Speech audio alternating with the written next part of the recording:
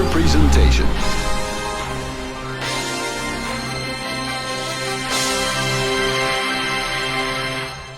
All right, let's hit the road with Road Trip Cinema. I'm John Rhodes, and with me is my very good friend, Saeed Islam. Hi.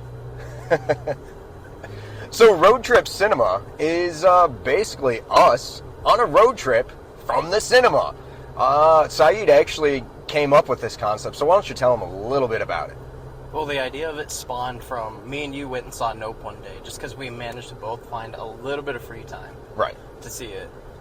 And the movie is fucking amazing. It's just perfection in every way. Right. And we spent the hour and a half. The ride home's only like an hour, but we sat in my driveway for an extra half hour just gushing about the movie and Jordan Peele as a director. Right, just kind of talking over the ins and outs of it and, you know, kind of our theories on it. Which since then, you showed me that one podcast, was The Big Picture. Yeah. Where they, very barely touch on the fact that its metamorphosis towards the end, when it becomes more of instead of a quick, agile creature, it becomes more of a big, scarier, to us, it's kind of beautiful, but to it, as a creature, it's almost like a bear when they stand up and they're trying to be more intimidating. Like, it's really it realizes it's outnumbered and outpowered by all the different characters at play. Right. And it becomes this big ribbony creature that almost seemed like what was it I said? Like an angel, like a biblically accurate angel. No, and I completely get that. I've never heard that anywhere before, but, you know, you said that, and it's just like, shit, that makes sense. But the whole time before that, too, what really stuck out to me, besides the concept that the UFO is the alien, spoiler alert, I think it's been out long enough. Right. But, is the fact that it felt very, very fish-like, you know? Like some kind of predator you'd see in the sea. It reminded me of like a jellyfish. Swimming. Yes, its motion even seemed like it was swimming. It reminded me of like a jellyfish, and the shape's even kind of like a manta ray minus the tail. So its quick movements actually remind me a lot of like an octopus. Yeah. Just in the way it can like suddenly stop itself and the way it just kind of flashes away. Yeah. And, yeah. But the thing I keep thinking back to is that little trick they pull. I don't know if it's.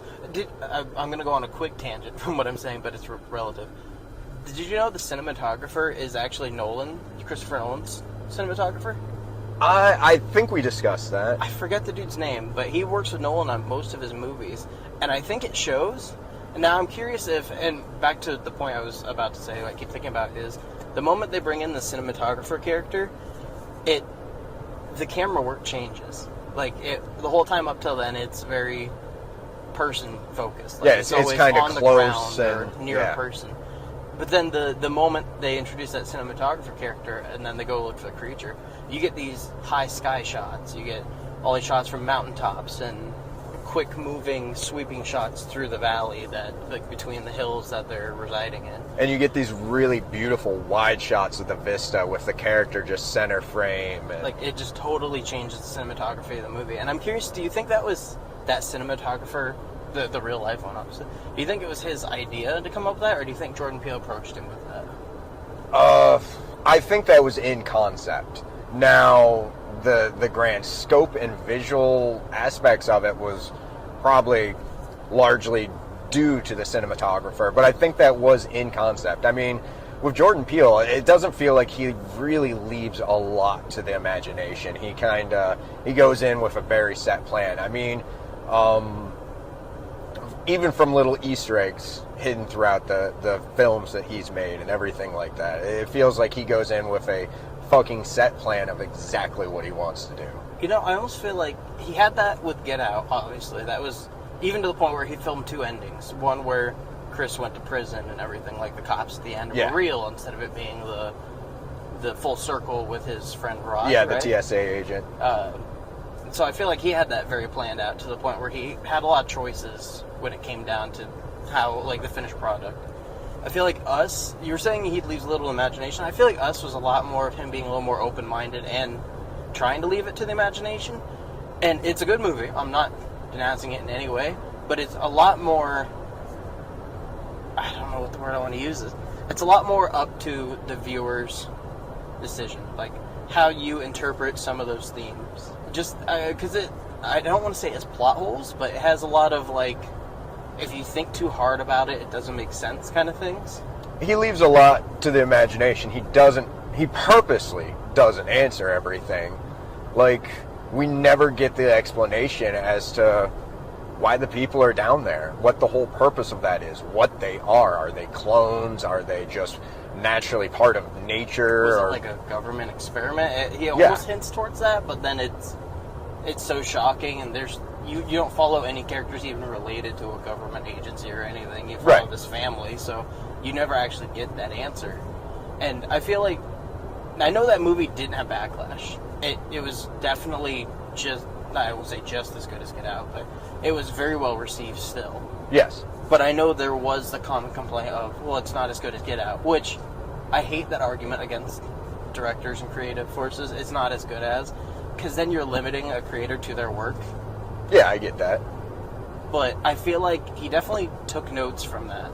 Like, he paid attention to what did and what didn't kind of work as far as his two films. He obviously heard the criticism that people didn't like that there wasn't an answer, that was kind of left open, which I freely admit, in my opinion of the film, that does hurt it. I mean, I still greatly enjoy the film, but not getting that answer, just being left with, what the fuck is that? It hurts it. Right. Oh, shit. Road closed. Oh, that's just the main road. Oh, okay. But which, by the way, this is recorded on the road, so you're occasionally going to get shit like that. A little bit of Saeed road rage. But back to your point, I feel like he listened to that. I don't even want to call it criticism, because it's not even, I don't want to say it's a critique. I feel like it's more just opinions people had. But I definitely feel like Nope was his most solid film yet. Like, it's the most, I'll say, put together, because it's not really leaving anything to imagination on this one. Like, you can interpret different things. Like, I interpreted, for some reason, in my head, when I saw the creature at the end's final form, I interpreted that as, like, oh, this is like a biblically accurate angel kind of depiction, and I see what he's kind of doing this, and at the same time, I guess the theme of the movie is, it's a creature. Right.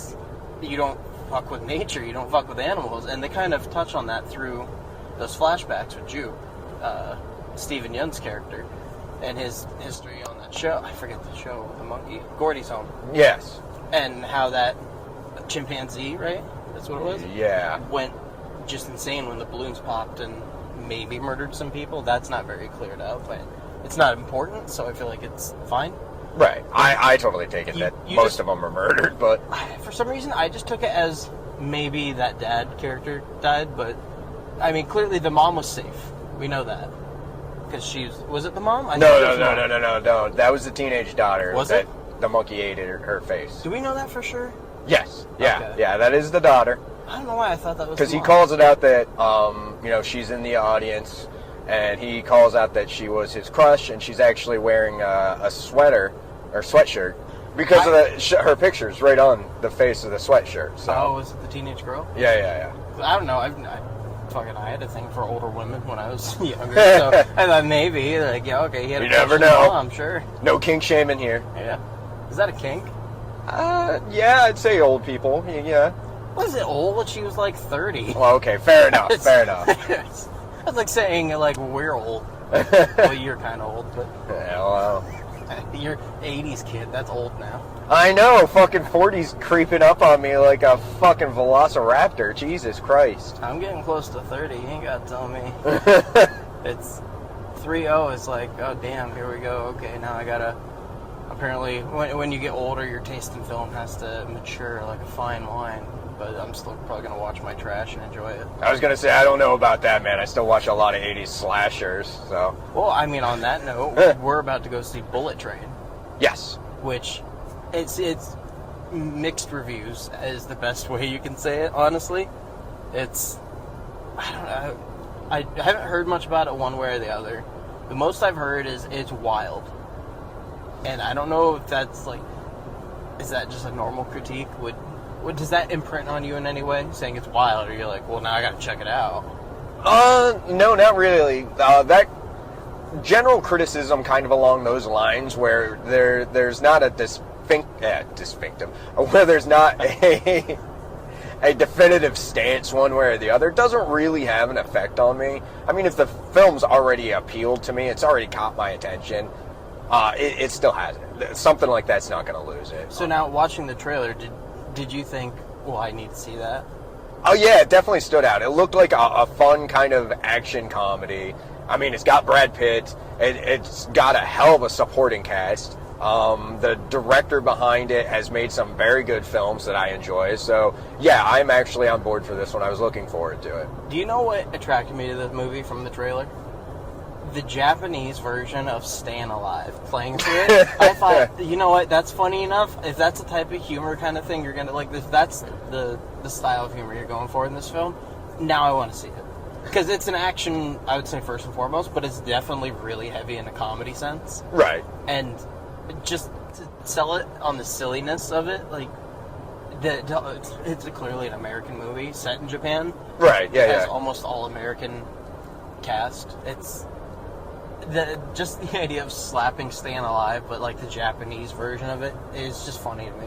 I don't know what about that. It's just like, oh, now I got to see that. I mean, it is funny, but it's also, regionally accurate. And, Bullet Train is based off from a Japanese book. So, yes, it's funny to us, but to them it may not be. So, Was it a book or was it like a manga? oh, great question. Don't know the answer to that. Okay. It seems like, I don't know why, in my head, there's no Japanese books. Like, unless you go like way back towards World War II, Japanese books don't exist. It's all manga in my head. Anything they read is all manga. You could read War and Peace, and it's gonna be in fucking manga form. I might actually read that one. That'd be interesting. Pride and Prejudice in manga, fucking amazing. But if you didn't piece it together from this brief little bit of the conversation, we go into this completely unprepared. We're not doing research. We're not going to be the podcast that gives you all the behind-the-scenes details. And let's face facts, Saeed's going to be the name guy. I'm going to be the one that maybe gets the character name right. But the whole concept behind this that really intrigued me is it's the initial impression. And it's not watered down. We don't have days upon days to think about this and go over our notes. We're literally leaving the theater, getting in a car, turning on these microphones, and recording the podcast. It's Hence almost the like name. instinctive. Yeah. Your initial thought. It's just go, what did you think? Because obviously your opinion will change on things as you stew on it. Like, say, Thor Love and Thunder. You weren't very hot on it when it came out. I thought it was great, but I was also high as a kite when I saw it. I thought it was funny as fuck. But stewing on it for 2 or 3 weeks, it's not great. It's fun. I enjoy it, and I'll probably watch it again. But it has a lot of flaws. It's not a lot of huge flaws, which is why I think it's still fun and enjoyable. But it's a lot of little flaws that, when you think about it for too long, add up. And I've almost sat in your seat on this position because I had a friend on the other side of this podcast who saw it like a week after I did, and he was telling our little group about Xbox about how much fun and how great it was, and it was amazing. And I was trying to kind of level it because we were trying to convince another friend to go see it. So I was trying to kind of level it out for him, like, okay, maybe don't go in expecting a whole lot. And I fell more into your shoes of like, it's got a lot of issues. Be warned. I didn't spoil anything. And he wanted to argue with me on it, so I told that other friend to leave the party while we spoil it. So we went back and forth about its issues, and he said, no, it's fine. And then just like 3 or 4 days ago, he made a point to jump in the party again and say, hey, I thought about Thor like you were saying, and I think you were right. Yeah, that movie's got a lot of problems. Right. It's almost like infectious if you think about it too long. Well, I wasn't high when I saw it, but I think the thing that really stood out to me, and in retrospect I was able to actually put my finger on it and say this is what it was, is the fact, to me, Love and Thunder is a pure comedy. It's not a superhero film with comedic elements. It's not an action superhero film. It's not a drama superhero film. It is a comedy. Straight up. It's I would honestly say it's a more comedic approach even than probably Deadpool. Which I think is a flaw in its nature. 'Cause Yes. Deadpool Deadpool is like the comedy of the superhero genre. Like, there's a great nerd writer on YouTube. He has a great video about genre changing once a genre becomes too big. Like, superhero itself was a genre, but in the last 15 years, that genre has gotten to be so huge, you can't just do the same film over and over again. He talks on about how you need to almost create it as a subgenre and focus on other things. And his main example was Logan and Deadpool, where the superhero genre for Logan got flipped into Western, essentially. Right. Like, it's a Western / noir type film. Whereas Deadpool took on the parody approach and is just... It's a superhero film that is constantly making fun of itself. Yeah, they call out superhero poses, Deadpool speaks to the camera, they blatantly parody the genre. But this one doesn't blatantly parody the genre, it's just so silly and over the top with non-stop jokes that it is nothing but a comedy. It almost feels like a Beavis and Butthead of the superhero genre, where it's not like funny jokes, it's a lot more of, we're stupid, and it's... You can't do that with where that character's ended up, because between Thor Ragnarok, which is by the same writer, director, Taika Waititi, between that and this one, he's had a whole character arc with the Russo brothers on Infinity War and Endgame, where he went through this depression, he gained weight. Yeah, he went through this full cycle of depression, and he didn't really find himself at the end of those films. He's still a broken... I don't want to say human being, he's not human. He's still a broken person. Yeah. Like, he's not just magically fixed at the end. And that's what I really loved about those movies. The Russos handled it amazingly with their writers. I think it's Christopher Marcus and Stephen McFeely. They treated all the characters like true characters. Whereas Love and Thunder starts up and immediately it's like, yeah, fuck it, whatever. We're goofy now. Everything's fine. Yeah, he shook some chains and now he's fit again. Yeah, the character... the character development's gone, and the thing that kind of annoys me is we were even teased that some of that stuff was going to be in the film, and then throughout the whole process, which we've heard bits and pieces about it, that it had to be 2 hours, Taika decided to cut that stuff to save jokes. Jokes that don't further the story, that don't help characters, literally just jokes, and that bothers me. Personally, my biggest problem with that film is the waste of Christian Bale. Because he's easily the best part of that movie. Agreed. The character itself, Gore the God Butcher, is this insanely violent, scary. He's a scary character that we don't even get to see him be a God Butcher. Like, on screen, we watch him kill one god. And that's at the movie has a cold open, essentially, with the villain, Gore the God Butcher, Christian Bale's character, where his daughter dies, and he feels forsaken by the gods, and he finds this oasis where one of the gods is, and the god is just, like, laughing at him, and the sword calls to him, and he kills the one guy by stabbing him as the gods plan with him. Right. And that's it. That's all the god butchering we get, which is such a shame, because if you have a character that scary, and he plays it as if that character is supposed to be that scary, but you can't connect with it as much because you don't witness him do any of the butchering. And that's why that omnipotent city scene bothers me so much, is they did all this setup as if he was coming to get them, and they throw Thor away as if he's nothing. Like, he's just, your bullshit will handle it if he comes, he could try, but there's no comeuppance there. Right. Zeus has a fake out death where you find out at the end, oh, he's fine, whatever, and he sends, the ad for the next movie into... Yeah, I hate that. into the future. And the post-credit scenes used to be kind of fun teases, and they're just ads now. I mean, they kind of always were, but this one feels cheap to me because it takes away from the stakes of the film. Along with, Important stuff? No, well, that. But, no, I was actually thinking of the city where the rock guy... Oh, New Asgard? No, where... What the fuck is going on here? Speaking of road rage. I know, what the fuck? Fucking turn! Yeah, Jesus Christ. We got we got 22 minutes till the movie, but then there's a half-hour trailer, so, But no, where his rock friend gets killed for like 10 seconds. Oh, that's an Omnipotent City. Yeah, that's what. That just bothers me because it cheapens it. There are no fucking stakes, and even Natalie Portman's death is softened because we see her. Well, there's so many fake out deaths, and then, I mean, she truly does die. Her cancer kills her, and Mjolnir for some reason kills her. Like, that whole thing didn't make sense either. Because it wasn't fucking explained. Well, it doesn't even make sense.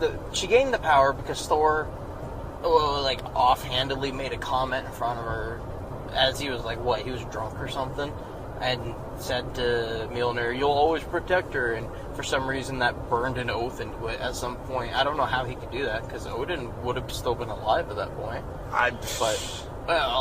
Even ignoring that, why would Mjolnir then kill her if he's supposed to protect her? I shouldn't even say he. If it's supposed to protect her, why would it kill her? Because in the comics, this is comic accurate, what happened is it pulls out all impurities in her body, so all her treatments are being removed by Mjolnir that were fighting off the cancer. But also in the comics, as long as she stays Mighty Thor, like, with Mjolnir, she's safe. Yeah. It's not like she'll die. She dies as Mighty Thor. Yeah, I know. No, it's a mess. That all should have been addressed. All of it. It's all over the place. Yeah, like, that should have been addressed, that Mjolnir was doing this to her. There is a horrible cost, which forces her to have to stay as Mighty Thor. And there should be some turmoil with her character about that. That would lead into so much other drama, like, between characters, like, saying, like, you couldn't just go anywhere as Thor. That's why Thor, even in Ragnarok, he has, like, normal dress clothes. Yeah. He and Loki go to Earth to find Odin. They have, not alter egos, really, but they have these personas they play in normal culture, so, you know, because you just can't be, like, Tony Stark's not Iron Man all the time. Exactly. You just can't do it. The situations don't allow it. Yeah, you don't walk around all day in your fucking armor. Like, she would have to change her life drastically, which she kind of already did, because that's another thing that bothers me when I think about it, is it really leans into her. She won't get her cancer treatment until way too late because she's so obsessed with her work. And then the moment she finds out, oh no, you're gonna die because you waited too long, she goes and she finds Mjolnir for some reason. There's not even a real answer why. She just happens to look at a book and it's like, oh yeah, Mjolnir, of course. Yeah. Like, why would she know that would work? She doesn't. She's just winging it. Mm-hmm. And the moment she becomes Mighty Thor, she just gives up all the science stuff. Yeah. Yeah. Like, she no longer cares about that. Because all of the movies before that Natalie Portman is in, that's her character. She's obsessed with her work. Yeah. So to totally betray that, it's annoying. No, I get you. And something they could have done to just oppose her dilemma with being Mighty Thor is we could have gotten a lot more of Gore and seen how this simple family man is now twisted into the God Killer and how he actually has to struggle with that. Like, he has some internal dilemma with the fact that he's butchering all these gods. Like, we see the two sides of it, the simple family man and the possessed Gore by the sword. So now we've fallen into a point of the podcast we talked about where how would you fix a movie? And I think for this, the biggest thing you could do for Thor to fix it is sideline Chris Hemsworth.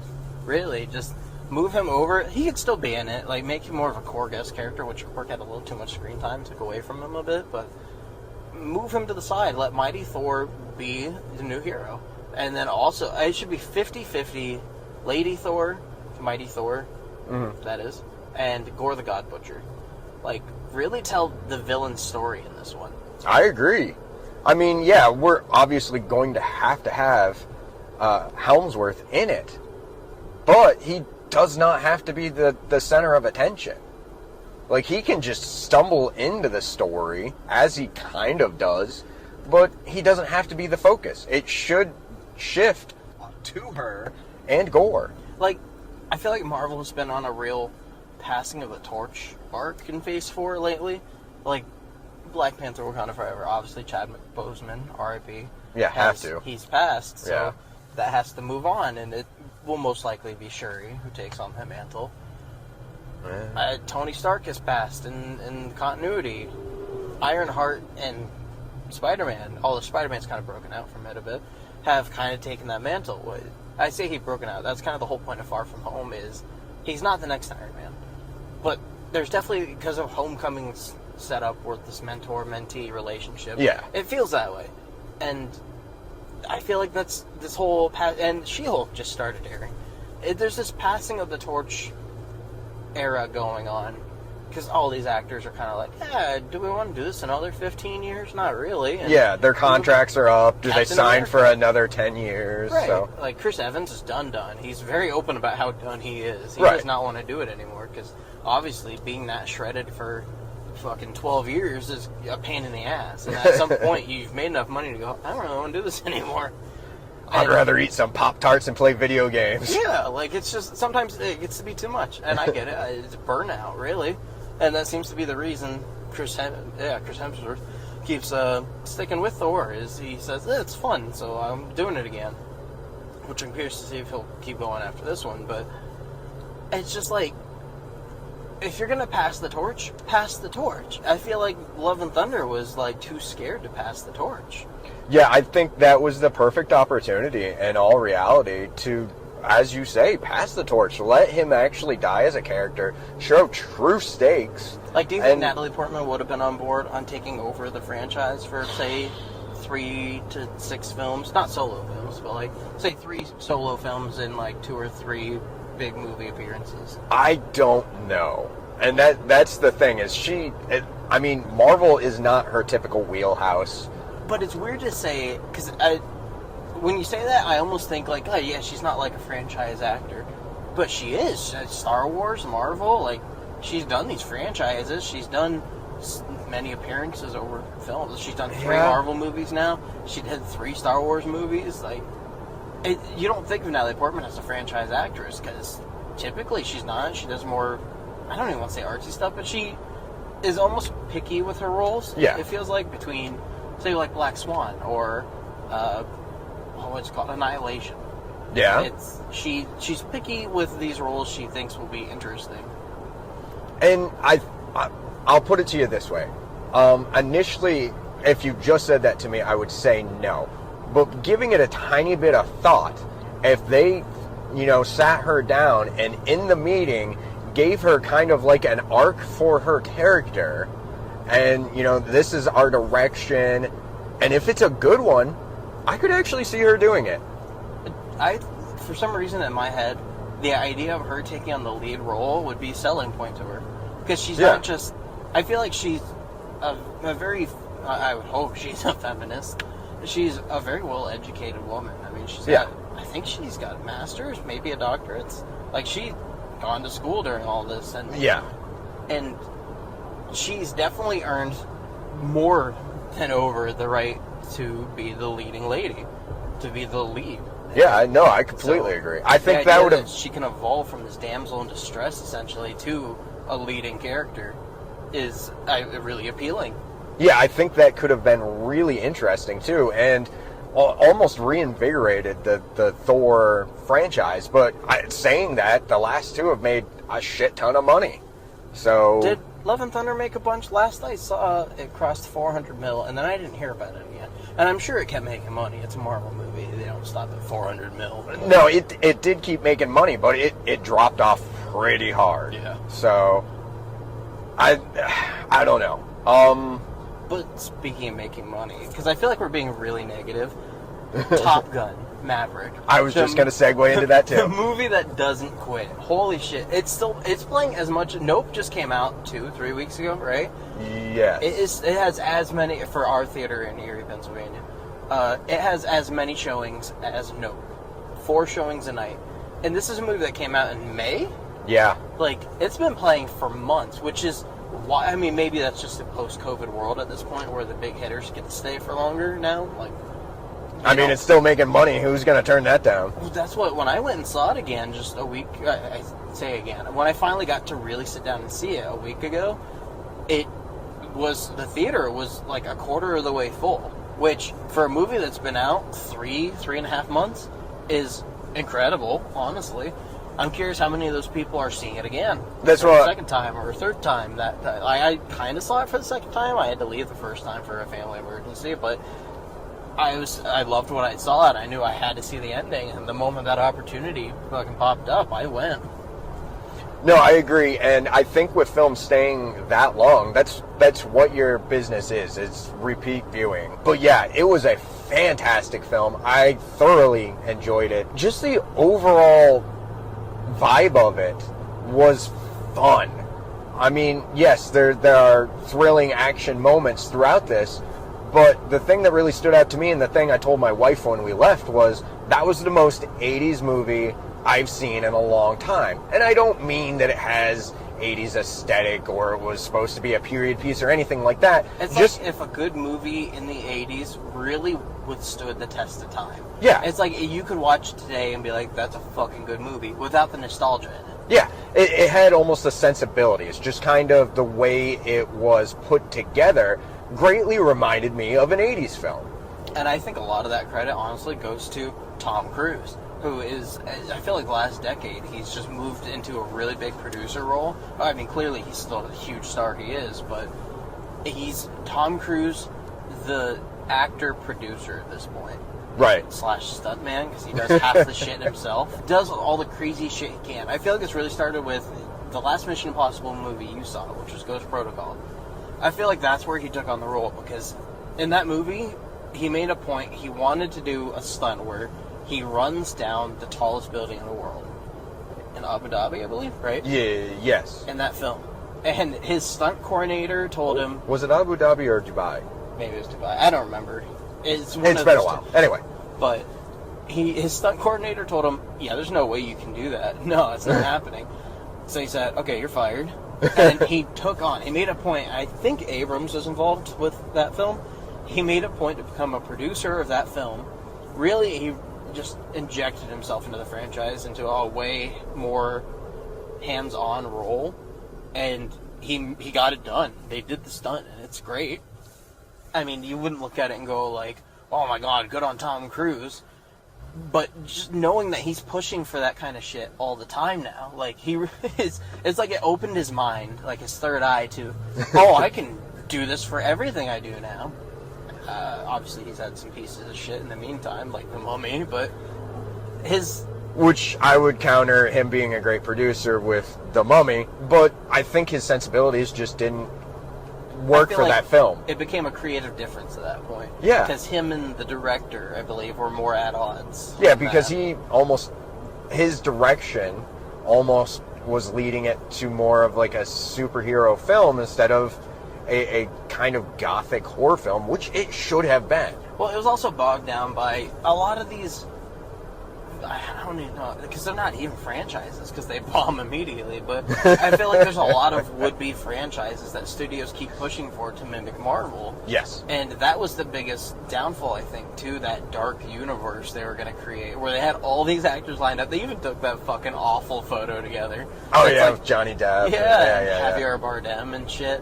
Like, it's just, you look at it and you almost cringe, because you're like, ooh, they thought, didn't they? They really thought that was going to work. Well, the problem is they should have focused on making good films that could be subtly interlinked and then gradually build to it, instead of just being like, boom, shared universe, here's Dr. Jekyll, and yeah, they fucked that. But it felt like three different parties at work. It was a studio that wanted a major connected multiverse, or maybe not multiverse, but universe franchise. It was Tom Cruise who wanted a cool action movie, and it was a director who wanted a creative story. And those three things just didn't blend. They were at odds. They fought each other. It was almost like magnets opposing. But Top Gun Maverick, I feel like he and that director worked so well together. I went and looked into it a bit more behind the scenes. Tom Cruise, for all of his supporting actors that would fly planes, and they all really did fly planes for the movie, except Tom Cruise, because the Navy didn't trust Tom Cruise to fly. Even though he actually is a licensed pilot. But it's Tom Cruise. I know. And this is an $85 million plane. And it's Tom Cruise. So no, he doesn't get to fly.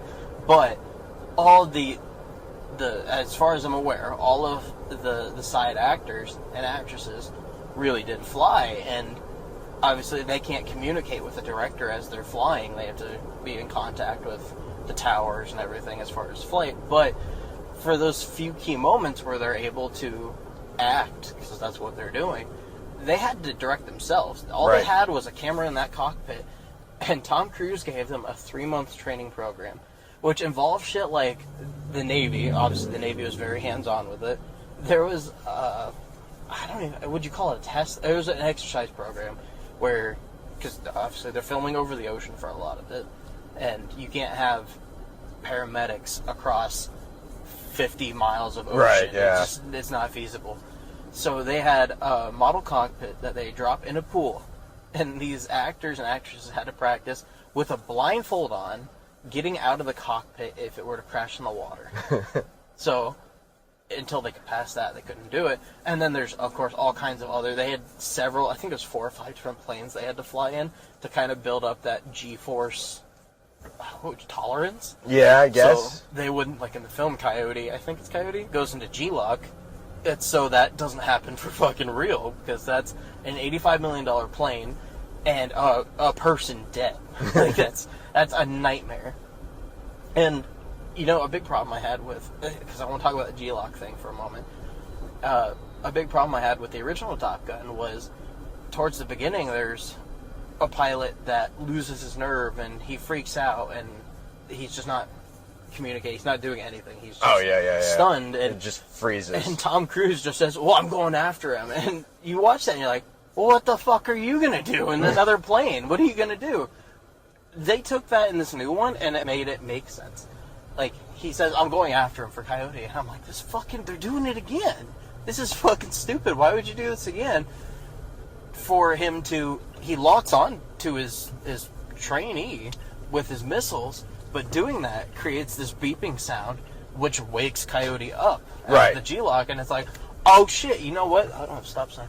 I was like, oh shit, that makes sense. Okay, you made it make sense. I appreciate that. And I feel like Top Gun Maverick is a lot of, we learned so much from the first Top Gun. The first Top Gun, people fucking love. And I don't get it. I don't either. It's fine. It's more, okay. It's more style than substance. Absolutely. I mean, what fucking world is it that the sun is always setting or rising? And every time. Why are they sweaty constantly? They're sweaty in the locker rooms. Like, they just showered. How are you still sweaty? But they just don't believe in drying off with towels. Yes, they gotta bite at each other and say, "I am dangerous." It's just, but Maverick just, it is like, hey, what if we did this and made it an amazing fucking film? And I considered seeing it again today just because I wanted to see it again and gush over it. It's so good. And that's the thing I wanted to do with this podcast first and foremost with Nope, is just gush over a movie, because that's more fun than just being negative about a movie the whole time. Like, I feel like we went on about Thor: Love and Thunder for a bit there, but it's more fun to just love a movie and be happy about it and talk about all the cool things they did right, like filming over, like, in real planes over the ocean, like pulling real G's, all that, yeah. And, you know, that's what you're going to get from this podcast is true first impressions, whether positive or negative, hopefully positive. But if it's negative, we're not only going to shit on it, but we're also going to give some suggestions on how we think it could have been better, because we don't want to just waste your time with fucking negativity. Because, like, this Bullet Train movie could be a real piece of shit. It could be fun and be a piece of shit at the same time. Could be. I'm not expecting a fucking spectacle of cinema, but no, I'm expecting fun. That's the least I want from it. I'm expecting fun with some good action and good action cinematography going on. That's my expectations going into this. So I'm gonna park in the shade so the car doesn't, or the truck doesn't get like fucking super smoking hot. Is that Final Fantasy sticker in the side of the car? What the fuck these people doing? Whatever. But I guess I brought it more towards a close there, talking about I what don't think this is about. a parking spot. It absolutely is. I saw the yellow line right there. All right. They can suck my dick otherwise. But I wanted to bring it close there because we are now at the movie, ready to go. Right? So, yeah, that is our teaser trailer premiere. It's an idea. Yeah, it's a concept. This gives you an impression of what to expect. So hopefully you tune in for more. Thank you for listening.